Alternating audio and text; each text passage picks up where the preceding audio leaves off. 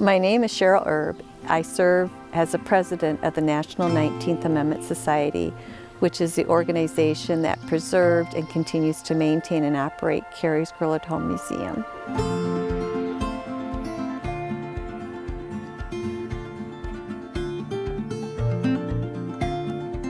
The key point that made Carrie very relevant to history was in 1920, Carrie was the president of the National American Women's Suffrage Association, which had finally culminated a 72-year struggle to get suffrage passed, which gave women the right to vote.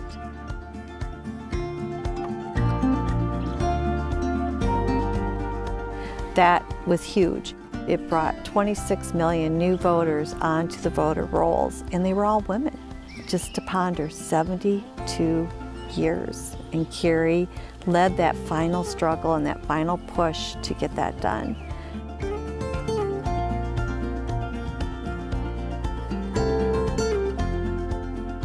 But Carrie gained her North Star for fighting on the suffrage fight. She gained that here in the dining room of the Girlhood Home behind us.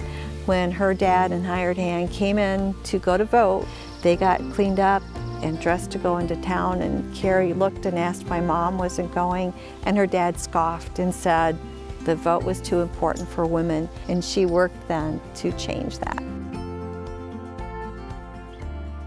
I think what I enjoy most is having the opportunity to be a part of preserving that history of Carrie's legacy. To be quite honest, to me it's an honor, and I enjoy it because I'm just so thankful that there were women who had that fortitude and that spunk to stay with that, to get suffrage and the right to vote for women.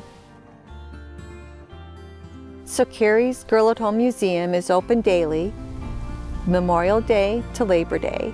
We're open 10 to 4, Monday through Saturday, noon to 4 on Sundays, 7 days a week, from the end of May to the 1st of September.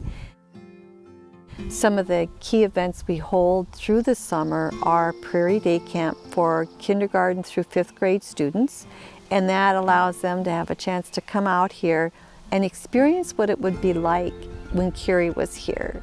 Now, granted, we have a mowed lawn, not prairie, but we do have a native prairie that they're able to take a nature walk through, which they do with one of the naturalists from the Floyd County Conservation.